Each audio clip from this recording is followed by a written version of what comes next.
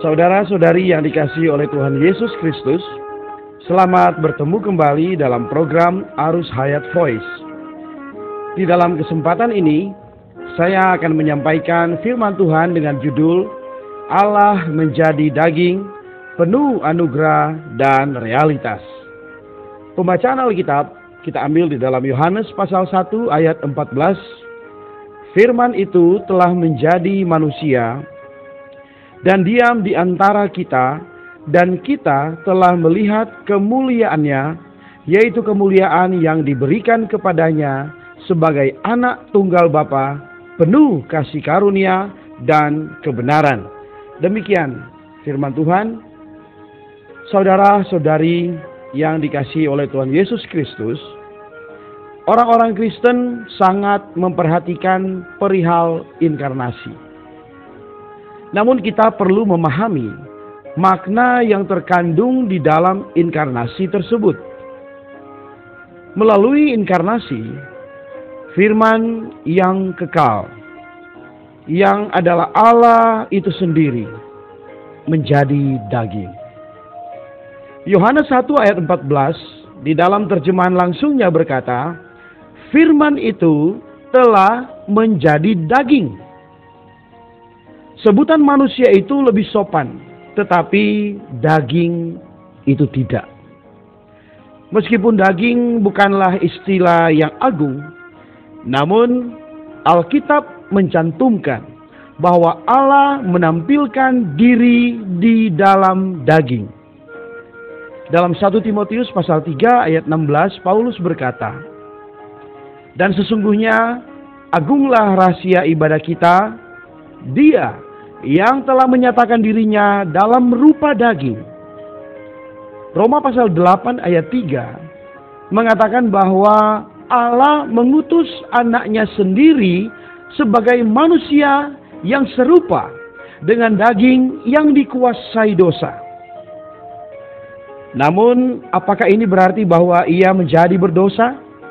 Sekali-kali tidak. Ia hanya serupa dengan daging yang berdosa. Ular tembaga yang ditinggikan oleh Musa di padang gurun di dalam Bilangan pasal 21 itu mengibaratkan Kristus yang dijadikan serupa daging yang berdosa. Namun sekalipun ular tembaga itu di dalam bentuk ular, namun ular itu tidak mengandung racun ular. Karena itu adalah ular tembaga. Ketika menjadi daging, ia sama sekali tidak mempunyai sifat dosa, kecuali bentuk dan rupa daging yang berdosa. Di dalam 2 Korintus pasal 5 ayat 21 menegaskan bahwa ia tidak mengenal dosa. Ini berarti Yesus tidak mempunyai dosa dan tak ada sangkut pautnya dengan dosa. Baik pada perbuatannya maupun pada hakiki batiniahnya, tak ada dosa sedikit pun di dalam diri Yesus. Yohanes memberitahu kita bahwa Kristus Sang Firman menjadi daging dan berdiam di antara kita. Dia penuh anugerah dan kebenaran. Apakah anugerah itu?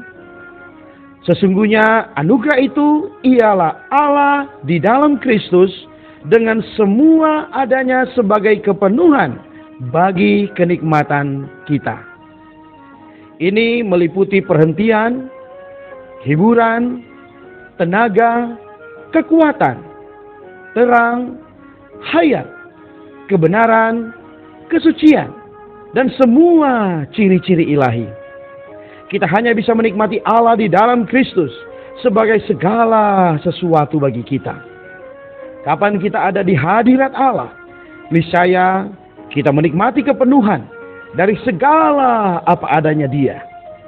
Maka di dalam ayat 16 dikatakan, karena dari kepenuhannya kita semua telah menerima anugerah demi anugerah. Ini berarti segala kepenuhan kealahan, yakni semua apa adanya Allah, berdiam di dalam Kristus bagi kenikmatan kita. Tatkala kita menikmati Allah, kita bukan hanya beroleh anugerah, melainkan juga kita beroleh realitas. Kapan Allah kita nikmati, kita akan mempunyai kenikmatan.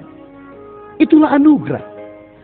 Dan kapan kita mempunyai kenikmatan ini, kita akan mengetahui realitas Allah.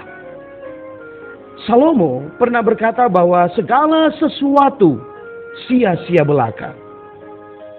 Tanpa realitas, tidak ada suatu perkara yang real, yang nyata. Semuanya hampa dan sia-sia, sampah belaka. Dan segala sesuatu di bawah matahari ini adalah kesia-siaan di atas kesia-siaan. Pengkhotbah pasal 1 ayat 2. Hanya Allah yang terhitung sebagai realitas. Mempunyai Allah berarti mempunyai realitas. Semakin kita mengalami Allah, maka semakin pula kita menikmati anugerah dan memahami realitas.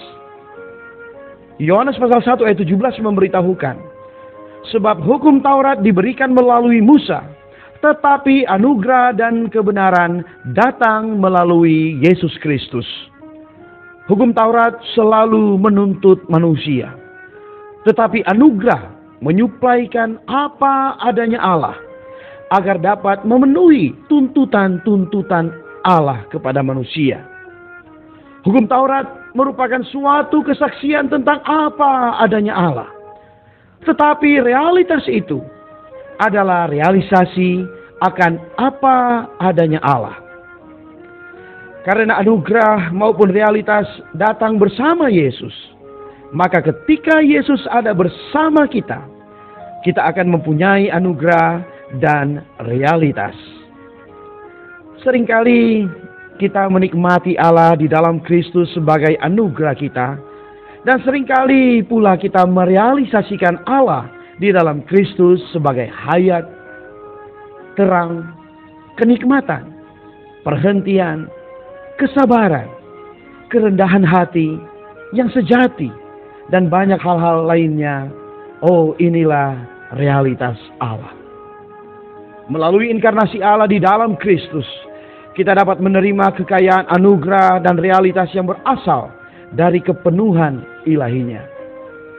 Semakin kita menikmati keluapan ini, semakinlah Anda akan menyadari betapa tak terbatasnya ini. Semakin kita menikmati, semakinlah ada, bahkan akan bertambah menurut kapasitas pengalaman Anda. Sekalipun kapasitas kita bertambah, Allah pun akan mengisinya hingga penuh juga. Puji Tuhan, kenikmatan Allah di dalam Kristus tidaklah terbatas dan selalu memenuhi segala keperluan kita. Kita berdoa. Tuhan Yesus, terima kasih Engkau mau datang menjadi daging. Engkau membawa anugerah dan realitas bersamamu. Kami dapat mengambil bagian dan menikmati Engkau sebagai anugerah. Hidup kami tidak sia-sia karena mendapatkan Engkau sebagai realitas Allah. Kami memuji Engkau Tuhan. Engkau memenuhi segala keperluan kami. Terima kasih Tuhan. Di dalam nama Tuhan Yesus Kristus kami berdoa dan mengucap syukur. Haleluya. Amin. Demikianlah firman Tuhan. Sampai bertemu di kesempatan berikutnya. Kasih karunia-Nya menyertai roh kita sekalian.